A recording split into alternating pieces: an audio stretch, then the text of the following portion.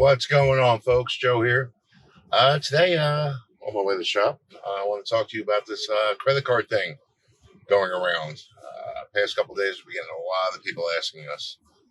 If you don't know what I'm talking about, it's that the credit card processing companies are going to be reclassifying gun shops as gun shops, not as general merchandise. This is probably true. Probably true. However, there's some things I think you need to understand. The credit card companies have been screwing with us since day one on this. First off, we're not classified as general merchandise. We're under sporting goods. Again, when you apply for these companies, you got to answer all kinds of questions while you're selling all this stuff. As soon as you say guns, most of them get scared. But then they classify as sporting goods, not general merchandise. So basically, they're breaking down sporting goods. So, with that being said, let's go back in history a little bit. Not that long ago. Let's go back under the Obama administration. They had us down as high risk. That was for a while, too. I don't know when that actually stopped. Reason being, they thought if we did online sales, that we were shipping guns directly to people's houses. No, we're not. You can't. You try to explain it to them, they don't know. They're getting misinformation from the government. Everybody else, who knows what the hell's going on. But that, I think, is kind of, for us at least, it kind of settled. I remember one time we walked into work, went to go sell something. Guy went to go swipe his card. We had no credit card processing. Middle of the night, the company, the processor we were using, decided they wouldn't let them do guns anymore. So they shut down our account. Lovely. So again, this is something that's been happening. Now, classifying us as gun shop, not a big deal. If you also remember, anybody that had BOA, Bank of America, if they came into a gun shop after Sandy Hook or something like that, we had it happen recently too. Swipe their card, gets declined. Person's like, hey, I know I got enough money there. Why isn't it working? I don't know. We have no control over that. It was just call your bank. They call the bank. Oh, we thought it was weird because you were at a gun shop.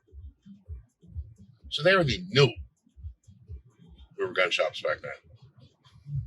So to me, this is nothing new. So after the person would say, hey, I'm buying this gun, release my money, they would release it. But that would happen all the time a few years back, constantly, especially with that one bank.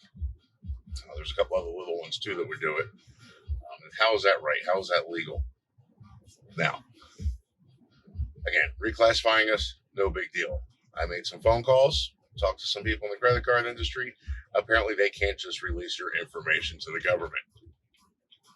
They might be able to say, hey, yeah, we processed, $20 billion in firearms sales last year. That's fine. But they're not going to be breaking it down saying, hey, Joe bought a gun last night. No. They would have no clue what you bought anyway. It's not like they can see an itemized receipt of what you bought. You could have bought accessories. You could have bought ammo. You could have bought a scope. You could have bought whatever. You could have a gun worked on. It doesn't matter if the gun shop sells something else. We sell a lot of other things just besides guns. They won't know. They're just going to know it was purchased at the gun store. So I get people's concerns, but I really don't think it's a concern for everybody. I think it's a concern more for the gun shops. I think they're going to try screwing with us again with these credit cards, jacking up interest rates, making it hard for us just to get a credit card processing company to come in there and handle it for us. Like I always say, cash is king. Sorry about the delay. Again, you can't tell I'm driving. Again, we talked to credit card processing companies. They told us all the codes that we fall under, tell us that we have nothing to worry about as far as they know. Again, I just think this is a way for them to screw with the gun shops. If you've noticed, they've been screwing with gun shops for a while now. Their idea, I guess, is to close down the gun shop loophole. I don't get it. Enforce the laws you already have on your books, get the guns out of the crap bag's hands, and go to town. Now, with that being said, folks, when you purchase something online, there's always a record. if you know this recently, what they're doing with these trigger systems. Again, I don't even want to talk about it, but people had purchased, and now the ATF's knocking on their door looking for the trigger system. How does the ATF know you bought a trigger? It's not a serialized part. There's no background requirement for a trigger. Nothing like that. So how do you think they get your information? How do they know that somebody bought a trigger? You know, if you walked into a gun shop and even if you paid for it with a credit card, would they know? No. How they do it? You're buying them online from a credit card from the manufacturer. They go in there, they do the famous raids on that manufacturer, close them down, seize all their documents, and guess what they have now? A list of everybody that bought their stuff.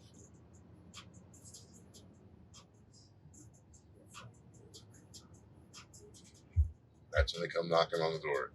So you want to stay off the radar of those things? Stop buying stuff online. Easiest way I can put that. Shop your local brick and mortar stores. Support local. Again, they're the folks that I believe that the government is going after. You know, they want to shut us down. I mean, recently it shut down some shops in the area. Not a good thing. That's what they're trying to do. Make our lives a living, you know what, and come after us that way. You know, I'm not an attorney. I don't know everything that they're doing because they're not saying it. You know, the ATF, they like changing things as they go on the fly, making things very unclear for us. Again, I don't think you have anything to worry about with this credit card thing. I think the articles are written to let you know what's going on with your government and what they are doing and forcing private companies to do. That is not right on that end. I think that's just trying to get you guys to go out and vote and change this next election or upcoming elections. So, again, I don't think there's anything to worry about with that. Again, as far as the government tracking your gun purchases, very difficult, folks. The only people that have a document of what you bought in the state of Florida, I'm talking, since there's no registration, is the gun shops. They have to keep that 4473 for basically ever. That's it. And I've never seen the ATF come in there and just say, hey, we want to see all these documents just to see everybody's buying a gun. No, never saw that. Not saying they don't do it, but I've never seen it. I talked to a lot of gun shops. I've never heard of them saying, hey, this happened. You know, the only time they ever call us is if a gun's found at a crime scene, something along those lines, and they'll call, say, hey, who purchased this gun? We have a gun. We need to know whose it is. That's fine. You know, you see all these videos out Watch there out, now. crash reported ahead. You hear that? So you got to deal with them on the way to work every morning. Everybody's talking about these videos where the ATF's going to people's houses, knocking on doors, stuff like that. Again, I don't go crazy over all these conspiracy theories out there and all these videos and everything because we don't know the facts. We don't know everything that's happening right then and there. Oh, somebody lost their trailer. Yep, they lost their trailer. Shame. Sorry, got distracted with that big antenna. Again, the ATF, I've never seen them do that. Never known any gun shops where they've done that. Not saying they're not. Video-wise, you're watching these videos that they're on, you see them all over the social media, and the ATF's right in the house. Well, they're knocking on the door, asking questions. A lot of that is for the ones that I watched, at least, or for person goes into a store. This is what I'm guessing from it. Multi-sales, they're buying a lot of the same gun. If you go into a store and you buy 5 of the same exact guns, there could be some questions there. We had that happen once years ago. A guy came in. He bought a gun from us at the gun show. I know I hate gun shows. We used to do them back in the day. Bought some guns from us there. Apparently, he'd come into our store later on when I wasn't there. We just didn't realize who he was. Buy some more of the same guns. Came back a couple weeks later. Bought some more of the same guns. And every time you do that, you got to fill out a multi-sale form. Anyway, sorry about that.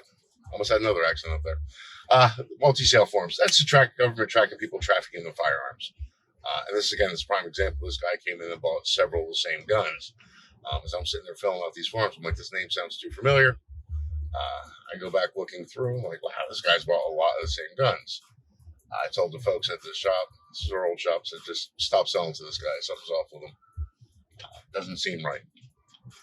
So a couple weeks later, we get a visit from the ATF. They're like, hey, tell us about this guy. What do you want me to tell you about him? I know nothing about him. They want to see all the records of the stuff that he purchased. And we have to give it to him. We handed it over to him. These guys and ladies were cool as can be. Opposite what you see on TV. I mean, they're gun nuts. They're looking at the guns. They want stuff. They're us. And they're like, yeah, we got this guy. He's been going to every gun shop in town buying the same exact guns.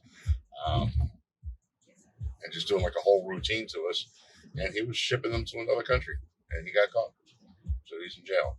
That's what they're looking for with that. You know, they found him on a container ship. That's how they got him. So they're not just knocking on your door that I know of. So I think that would start a revolution.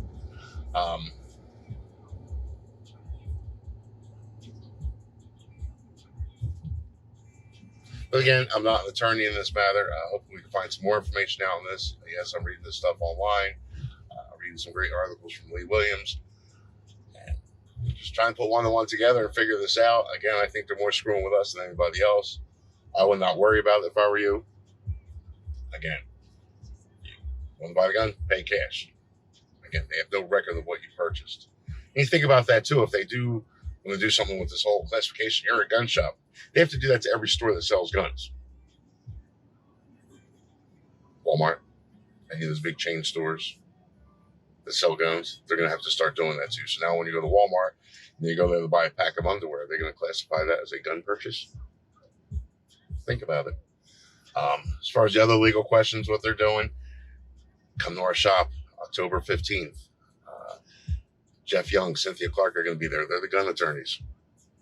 Talk to them. They'll be able to shed a lot more light on this than I will. And give you much better legal advice on that stuff. Which I am not giving legal advice at all. But talk to them. As far as going to buy a gun, you're going to use a credit card. So what?